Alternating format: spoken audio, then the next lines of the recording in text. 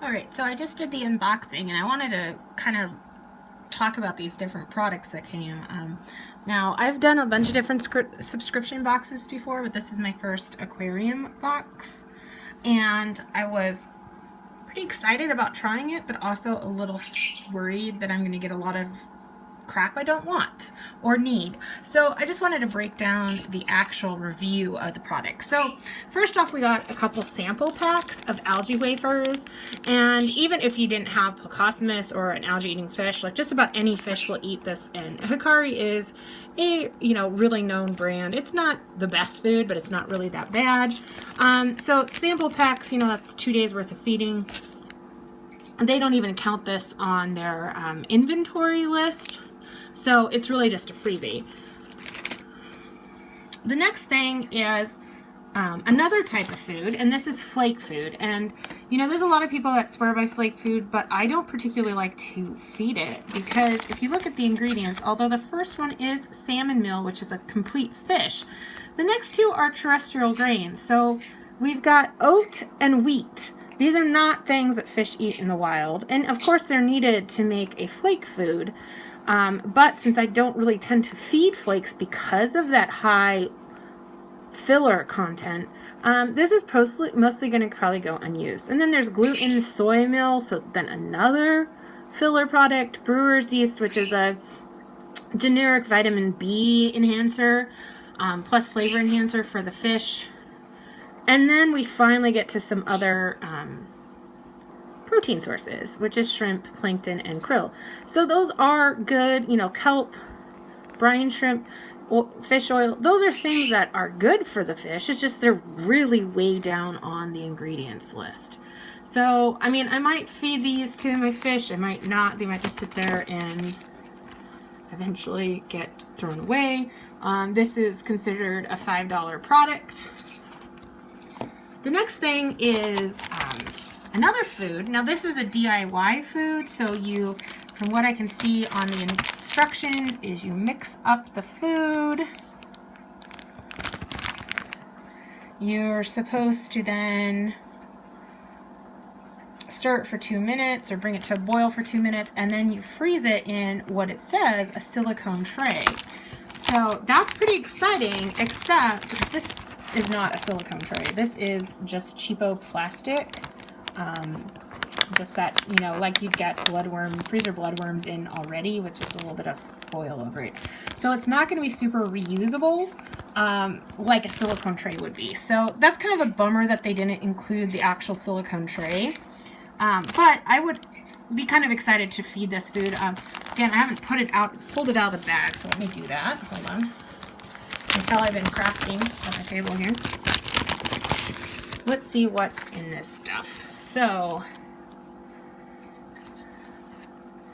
ingredients: fish meal, salmon meal, gluten, and there's always going to be some things. Alfalfa, which at least it's a nutritious grain. Rice flour, so again, a terrestrial grain. Carrot, I assume they're using that for some sort of vegetable. Fish oil, spinach, dried kelp, soybean. So there's still a lot of not great stuff in this. Although I'm pretty excited to maybe not try that food, but I use a gel food for my Plecostomus that don't have all those fillers in it. And it's really funny because this advertises no fillers, no wheat, no gluten, no GMO. But what they don't, they say things like this, but then people don't realize that, well, yeah, it's not wheat, but it's rice and it's alfalfa. Like, that's not necessarily super nutritious. Soybean, like, that's not all that great. Fish don't encounter blueberry powder in nature. So, it's really up to that. But this tray could be nice, except, again, it would be really awesome if it had been that silicone one that they talk about in the instructions. But instead you get this kind of cheap plasticky one, which is okay. I would be happy with this tray in the thing, but I would have been way more stoked about a silicone tray for DIY food, because then if you're just blending up shrimp or clams or whatever, you could just freeze it in your tray, and it has a little snap-on lid. So, I mean, with or without food. So, pretty cool. This I'm more excited to try. This food has a retail price of $9.99. So, not bad. I would maybe have bought this to try at some point. So then the next thing is these two things. And when I first got them, I was like, what the hell are these? And you probably see that in my unboxing video. I'm like, oh, I have no idea what these are. So they're replacement bucket handles. Now, I don't know about you, but I don't break bucket handles that often. And I don't know if I really need two of them when a replacement bucket costs like $2 at Home Depot. They value these replacement bucket handles at $9. Now, if I was to have to pay $4.50 for this, I think that's a joke, because again, I could buy a new bucket for less than that, and I have buckets and their handles are just fine. So honestly, to me, these are clutter. They're probably either going to go in a drawer or going to go in the trash. So not a bonus at all. And the next thing is apple leaves. So these are things I use. These are things that I have, or I order in large quantity because I use a lot of them. And it looks like there's about 10 or so of them here.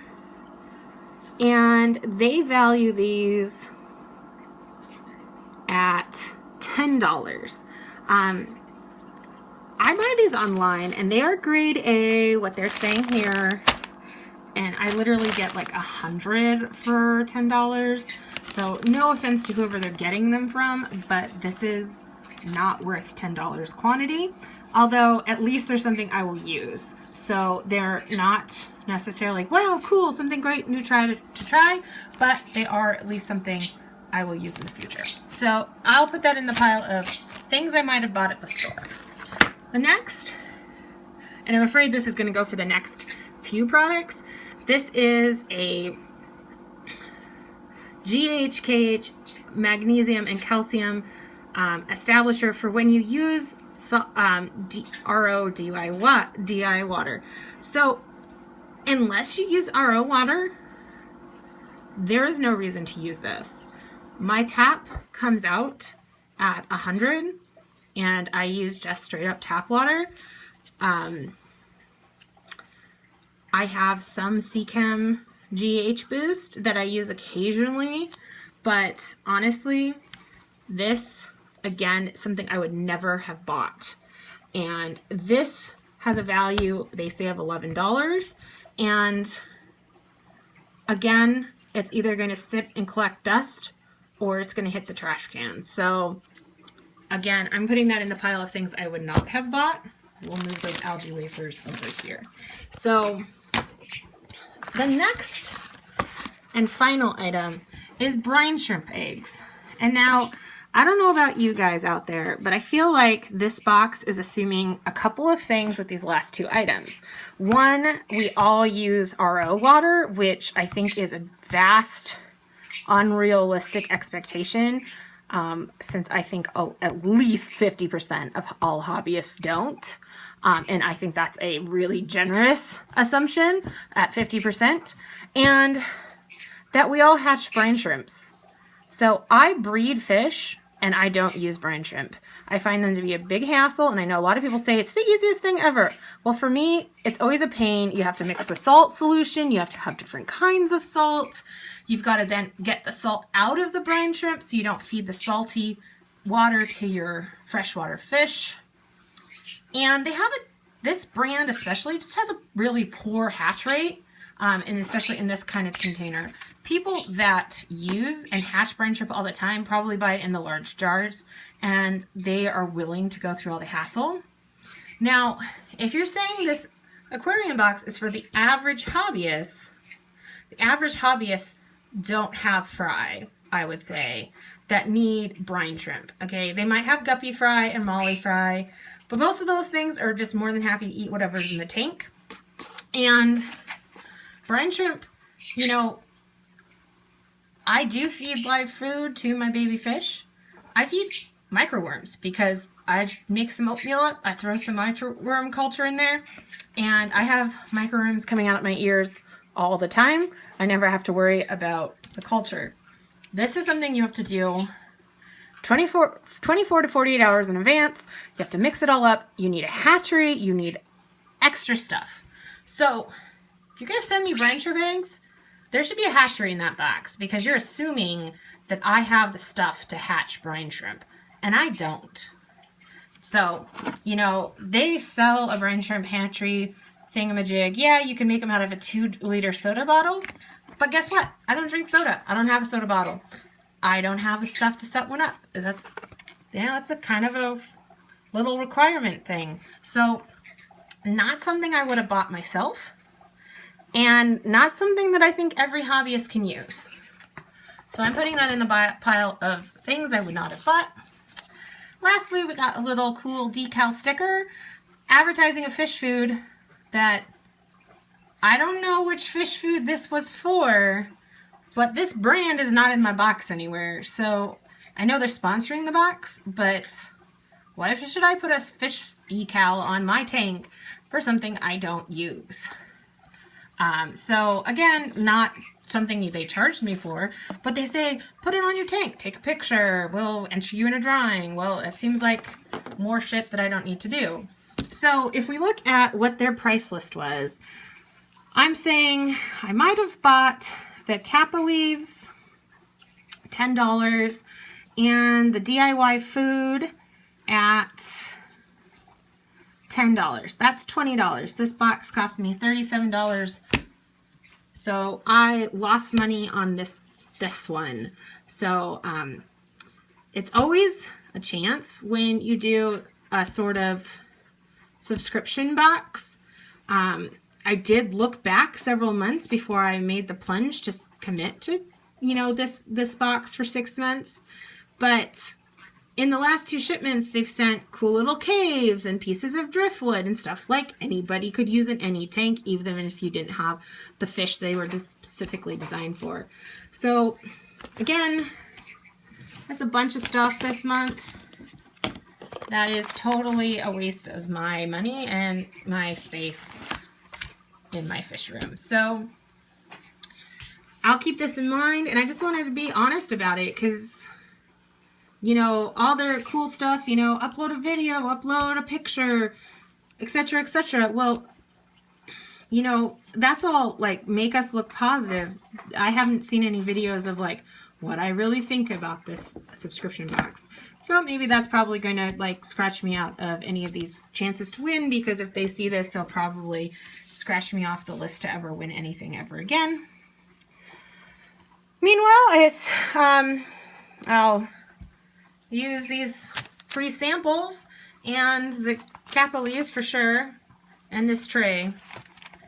So could have bought an ice cube tray at the 99-cent store for that. But, you know, so there's a freebie and one thing in the box that I'm gonna for sure use. And I'll, you know, see what the next few boxes come, and if they, you know, if they improve, I might renew. If they are all like this, I'm gonna have a bunch of shit I don't need. And I mean, that was one thing I was worried about. There's a plant company I follow online, and he's talking about doing a box, and I'm like, well, that's like makes sense, because like, who couldn't use plants every month? And what's the worst? You kill a plant and it doesn't grow for you, but it's not stuff. I mean, and this stuff could be the best thing since sliced bread, but you know, I can't eat bread either. So for me, there's a lot of stuff here that has things that I'm allergic to in them, so I shouldn't even be handling this food. And I can't deal with these things either. So, you know, it's really a box full of things I'm not going to use. So we'll see how it goes next month. All right, well, I hope this was helpful for anyone considering this. And like I said, I'm not guaranteeing that this won't be totally awesome next month, but this is my impression of the February my aquarium box. So maybe I'm just not the target market. You know, I have 4 aquariums. This is a shit ton of food that I may or may not use. So talk to you later. Bye.